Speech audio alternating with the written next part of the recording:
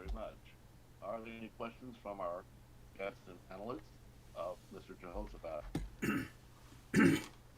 I don't. Well, I know that this is sort of an introduction I've had already, I guess. I'm just trying to actually get my sort of mind around what we're doing here in Canada can have an impact in Kenya, and I think it could be a conversation that we should have with Richard and Joan and others as we move forward. Let's say with some local discussions we have here in Canada, to say perhaps Kenya should be the next step on our journey as we prove out to ourselves and to others to move forward with these integrated solutions. I think there's this conversation that we need to have. I mean, you'll be establishing the relationships in Kenya with regards to the supply chain, with regards to the government, with regards to all of the farmers, the local people in Kenya. I think you'll be positioning yourself in a way that your voice will be very solidly recognized, I guess, in your own country. And then once we've proven it to ourselves that this model works, working people like Michael, for instance, or his network of experts in modeling these solutions, we can now then move forward to help Kenya and help hopefully all of East Africa and Africa to really, as I've always talked about, to ideally bypass or skip over and move into the 21st century and become a model even for the rest of the world. And so that's just what I wanted to add a little bit. So Joseph, a large overview. What city would you recommend in Kenya, Nairobi or Mombasa? I want to include that along with Kampala, Karachi, and one of the cities in Toronto, which we are working with, as a potential climate smart cities. You want to work towards that? There really is no question. The answer would be Nairobi, because the university there is connected with it in Uganda, and we've already had that conversation. That's why he's on the line. Wonderful. So Nairobi is my favorite city, and Kampala needs Nairobi and all the help from Nairobi. I mentioned Mombasa because Mombasa is the port, and since now we are thinking about transporting everything to Kampala via air, so I think Entebbe, Nairobi will be perfect. Well, yes, because again, I think it's an educational institution that we have to work through for the universities, because we're already working here to connect the historically black colleges, universities in the United States with those universities in Africa. So that could be, I think, for Michael Rindler and myself, an opportunity for us to then get the Housing and Urban Development Department involved here locally that could connect the dots with UN Habitat globally. So let me, before I go forward, let me ask Dr. Tamara Omar if she's on the line, because Mufadal, you mentioned that she would be your contact. Yes. I want to remind you again that all of this is coming through our Ayagba Goodwill Ambassadors Network. So I made sure that I connected her with you. But again, from Richard Nelson's standpoint, she's already as empowered as I am to move this forward with you. So please consider all this in the family, so to speak, as we work out the details of how the paperwork should reflect us moving together. I see. So Dr. Tamara Omar, are you available? Are you still on the line?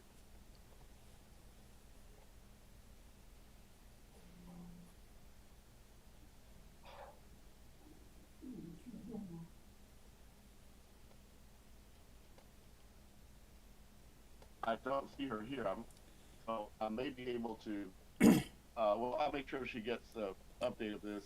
We've done our weekly 2 hours and a half. I really do appreciate your time. The first 2 hours was spent on water, which was intended, and the last half hour was spent with this agribusiness conference for next week. So I've accomplished my objective for this weekend, and I'll leave the floor open now for any conversation that you'd like to have amongst yourselves.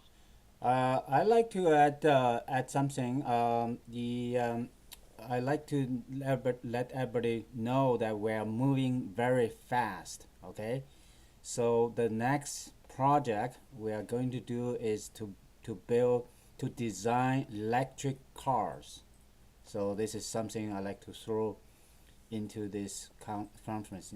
Kind of a we're moving fast. So Michael, you should understand that yeah, we're gonna take care of all the project we started, right? But we are also at the same time we're moving fast, you know, because there's a lot to happen. We have to, Richard and I, we have to move fast, right?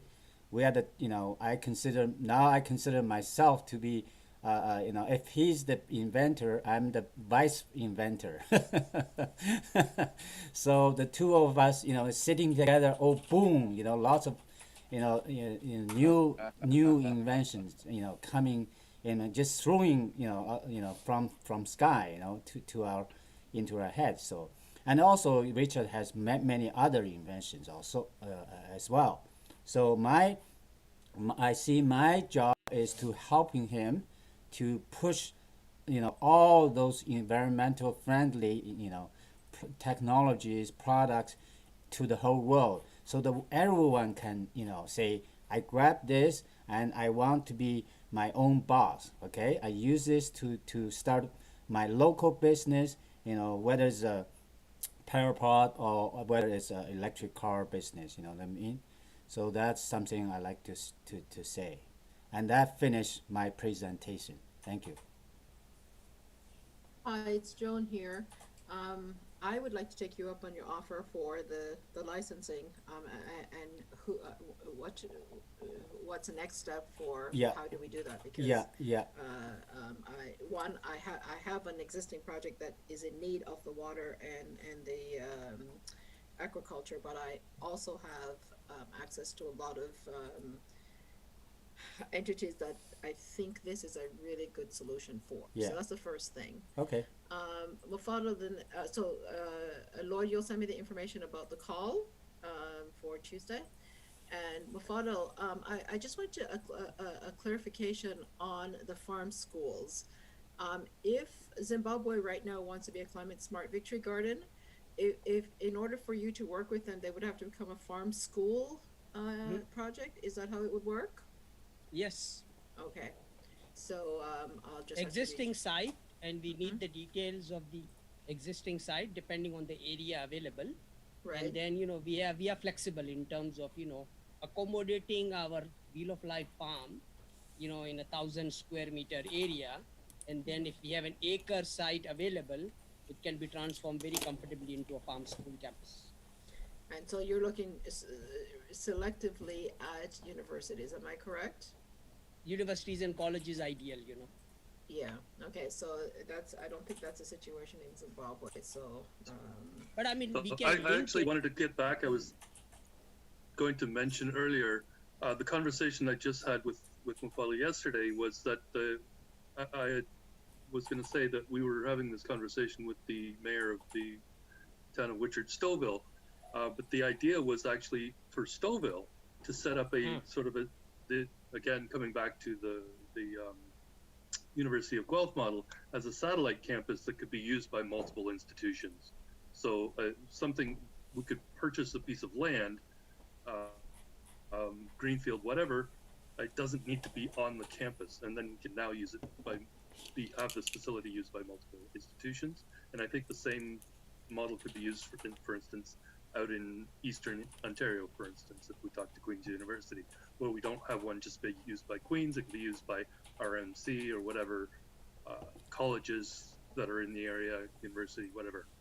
So you don't necessarily need to have these, I think, on the physical campus of the university. And I think it's a great, suggestion, Lloyd, because multiple institutions can benefit from it, and we don't have to really go ahead and disturb the current setup. of the university. So, it will be a university project, but the project university can actually, give us a satellite campus site, and we start, working on the site. Or like you said, we can acquire the site and then, make it in the center of number of educational institutions where, we will prepare the food and provide them the food. And just to follow up, Mike, for instance, the local proposal, I had said, look, let's work with York University, but let's also work with all the colleges, the Seneca College or any other colleges. And I like the colleges because they are hands-on. That typically that's what their training is, more than university, which is more academic. I think working with college students is my preference. Anyway. Yeah, hey, this is Michael. I'd like to make some comments on Jophat's presentation and his concepts for his panel discussion that Andrew's developing. Can you guys hear me okay? Yeah. So, Yes, please, go right ahead.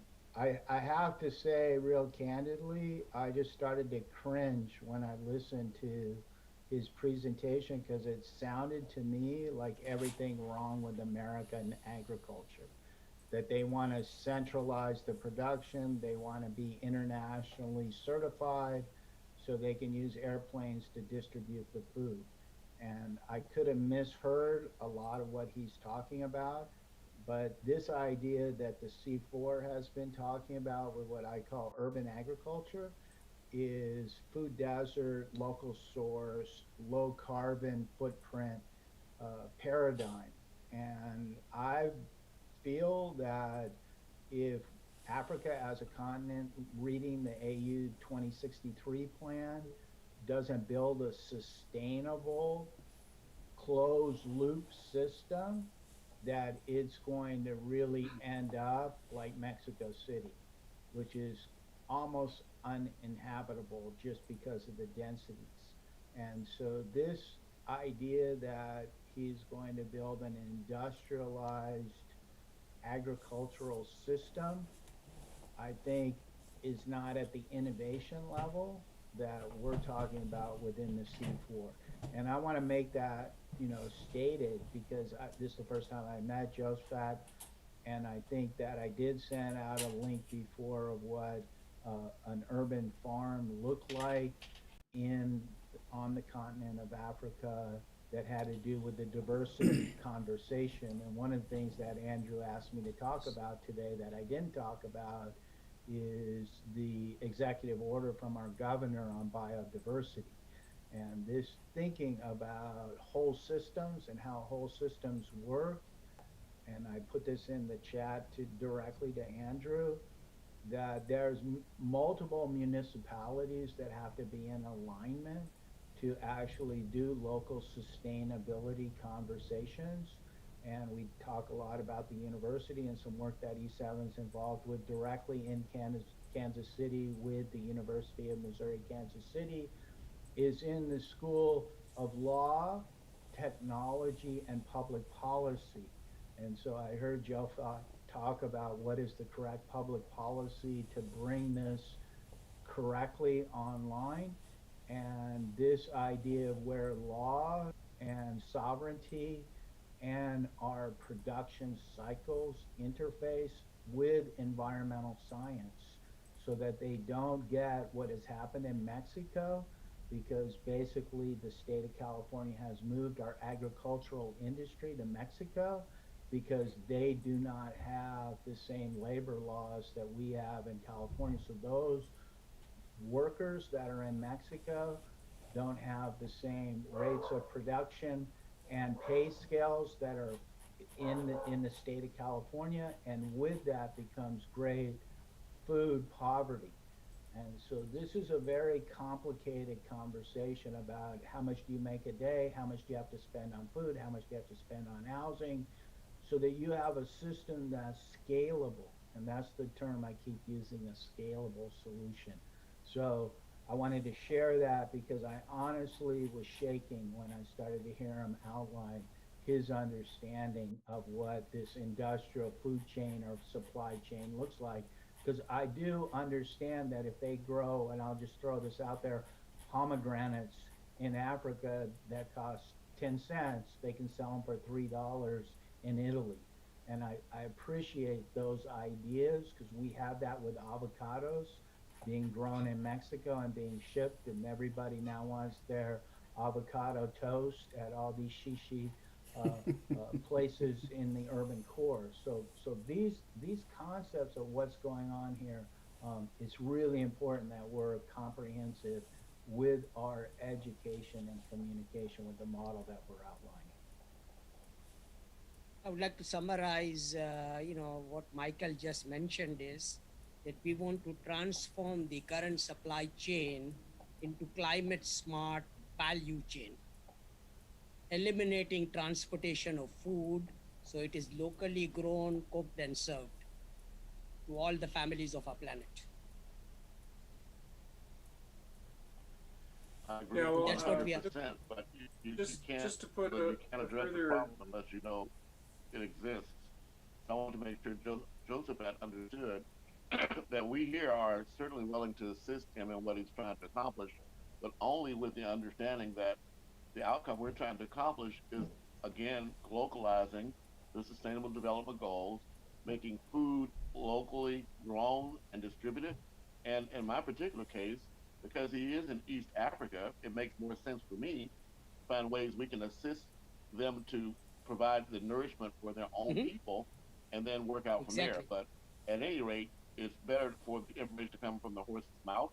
So, Richard, please go right ahead. You're about to say something. yeah, well, I think we need to meet people where they're at, and so because these nations have such a, economy that has the agricultural, focus, that we need to just engage, and there will be listening to each other. Don't forget that the UN and most international bodies are, really promoting the system that we have now, which is grain-based, commodity. So we really have this commodity concept of countries that are developing can enrich themselves by growing the right commodities. Unfortunately, we find that that has never worked.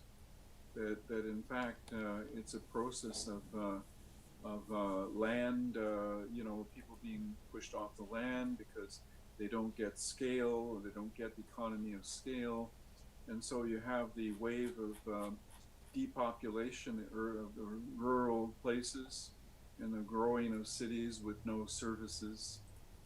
City populations just displaced really from the land because of the nature of the agricultural development.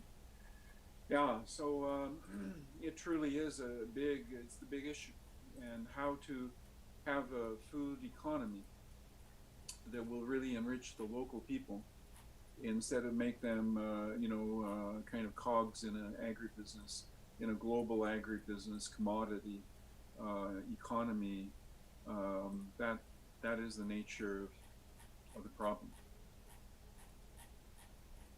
But it's good to know that the minister of agriculture be on the call. So, we go on the call and we talk about it.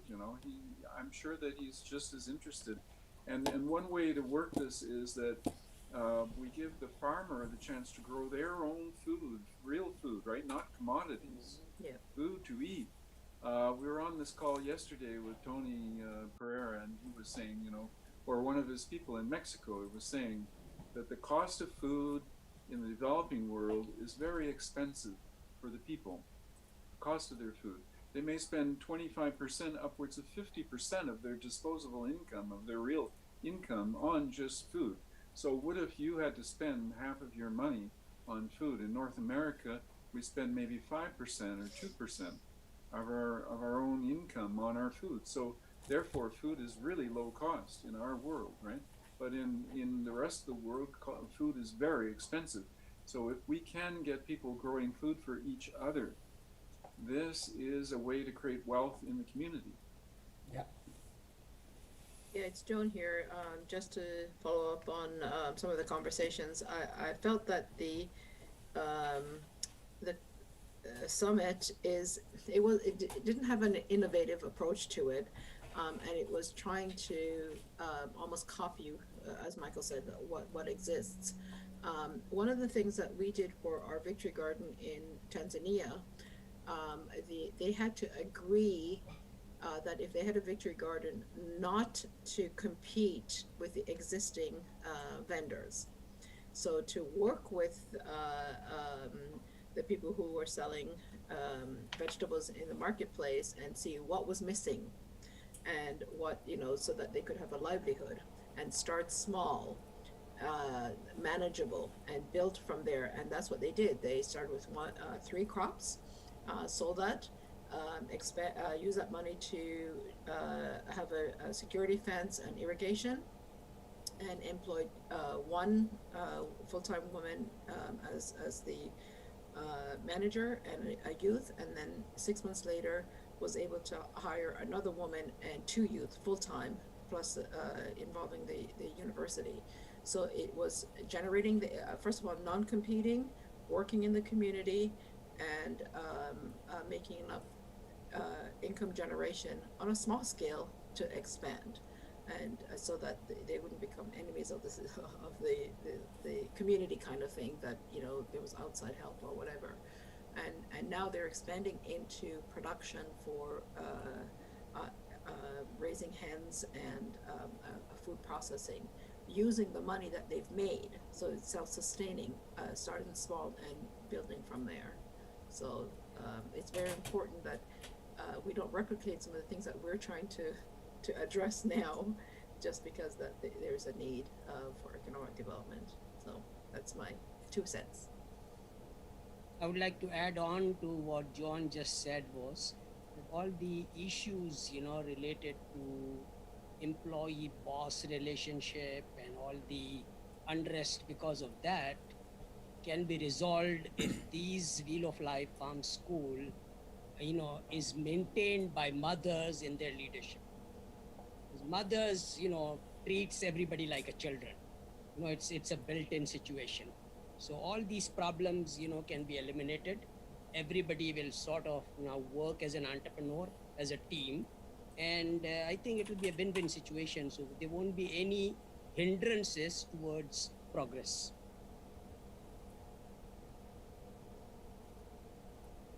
Well, thank you so very much. We've got about 15 minutes left on this 3 hours we set aside.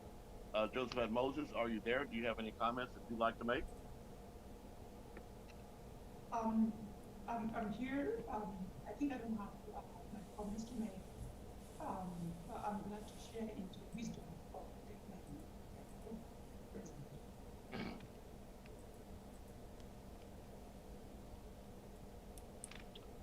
Okay, well, thank you. Well, because you do have the ear of the Minister of Agriculture, please expect me to get to you a submission from us about perhaps guidelines that may be of interest that we could work together to proceed to carry out. Yeah, thank you. Thank you so very much. And happy to have you on board. All right, well, thank you to Joseph. everyone that's attended. Go right ahead, Lloyd. We're about to wind up. Any last closing thoughts? I have left a link, Andrew, about November 20th. Dr. Tamara is leading a conference on peace and, tranquility and stuff like that. So that is on November 20th. Okay, so the link is there in the chat window. So you guys can all participate in that particular conference also. She's leading it. Yeah. Well, just to let you know, it was Dr. Tamara and I that helped to create and plan this model. But yes, thank you so much for sharing it. I want to say, Joseph, I would like to join your call. And, agriculture is actually my thing, although, I'm mostly about the closed environment agriculture now. But so that'll be interesting. And I very much enjoyed this session. And unfortunately, I do have to leave. I didn't realize how late it is. So thank Yeah, you, yeah, everyone. it is I have to go as sitting well. time here too. Might I suggest, Andrew, is it possible to have a 2-hour meeting as opposed to a 3-hour meeting? Yeah. Is there any possibility? We could actually do a 1 hour meeting if we so All choose. right. Actually, it was 1 hour 53 minutes. Yeah. Well, I And remember that vaguely. now I think we can really do that. Okay. Okay, Because so then, so go ahead. no, I just wanted to suggest it. So. Yeah, I even suggest I that agree. 1-to-1, Again, 1-to-1 is better, It's like a board meeting, Yeah. Aubrey will lead it, and he No. will use, as a situation. I prefer No more, 1-to-1, talks okay? and discussions. No, It's I updates, prefer what you have 1-to-1. done. I don't like to attend Exactly. this kind of Well, the meeting. great- We want to the run great with news- your speed, Aubrey, okay? I the great- appreciate that. So 1-to-1. I have Great. another clarification. I have another clarification for Richard, I think, or Aubrey, Yeah. whomever. If we do the license thing, I created something with some university students Yeah. and have access to quite a few. Okay. Are there any restrictions on the students reviewing? We have a project called Collaborate. Okay. And what they do is we give them a problem, so they would have to solve the problem and Yeah. come up with a solution. Yeah. Are there any restrictions on who can see the? No. No, No. just Okay. say it And we clearly. will No. provide them to you as well. Yeah, what we'll the discuss plugins in were. detail. Okay, we'll discuss in Okay, detail. okay. Yeah. Thank you. Yeah, John, thanks. you can enroll all the students in the Collaborate program Okay. into our Gamba program. So, Okay. they can start the process. Yeah. Fabulous. The whole thing fantastic. is transparent. See, like SolaRoof, right? Transparent. Yeah. Everybody see. But our next project, electric car, will be something different. So how Aubrey, just 1 minute on electric car. Oh, Are you ready to start making it, or because I think we have been discussing that yeah. Tesla is already there, and we want to beat the hell out of Oh Tesla yeah. in terms of our Oh design. well, we'll beat them. Yeah. So, No, in terms of the design, I mean, I'm not in terms of the no, price. all definitely, everything, but in everything. We terms of our start design. from scratch. We design Yeah, this. exactly. Our this, car, Yeah, our car. climate smart car, And okay? and Climate it's smart actually electric car. it's built according to your shape. Okay, it's made for you. For each individual. That's why I said my project is Mika. Wonderful. Make individual great again. So And it's I think I have a project for you, Aubrey. okay. In Karachi and in Mumbai, we have got 3-wheelers also, and we have got 4-wheelers also. So we should design both. Okay, well, we will start from three-wheelers, yeah, and then Let's Thank start you with so much. 3-wheelers. yeah. Well, thank you so much, everyone, for attending. I would say, Okay, Go right ahead, Lloyd. go ahead, Andrew. No, I just said, was going to say to Aubrey that we'll have an offline conversation because I have another idea. yeah, 1-to-1, okay, Shared one 1-to-1. earlier, I want to sign contract, okay, 1-to-1. Go ahead, Aubrey. Formalize everything. Okay, well then you have to chase after me because Richard and I sure. running fast, okay, we are running fast. know You that, have to I know catch that. up. And I'm trying to catch up with your speed, Yes. I mean, you say holochain, and I spend an hour on holochain, and the blockchain became holochain. Well, And now, I've given a new terminology for that, okay? yeah, this time Holochain electric is car. climate Then. smart blockchain. Yeah, yeah, we call Okay, it. well, The, agree with family, sorry. family, So thank you so much for your time. Okay. Yes. Yes, Mufado, Joan. my husband wrote an introduction to blockchain. Do you mind if I send it to you? It's he was, Please. yeah. Please because do we- that, and please ask him to do a review for me on Yeah. because blockchain is sort of history now. It Yeah. will become history. We Because just borrow the holochain is concept. replacing Yeah. it. yeah, Yeah. we're doing it now. Right, we're doing it. So I mean, I would like to see his review on holochain, not on blockchain. Yeah, well, I don't know if he's in. I just know that he was, but you're right. It's moving along, so maybe it's Right, exactly. mute at this Exactly. point. So okay. I know. Okay. Thank you, Andrew. Thank you. You're very welcome. This is going to be a wrap. Thanks everyone for attending, and I'll send out the link to this recording, and we'll plan for a 1 hour event next week. Please do Mm. And that. we'll Please follow do up after that. that. And yeah, exactly. Yes, Exactly. that's wonderful. All right. Yeah. Thank you so much, everyone. Thank Have a you wonderful day. very much, Yeah. Andrew. Bye bye.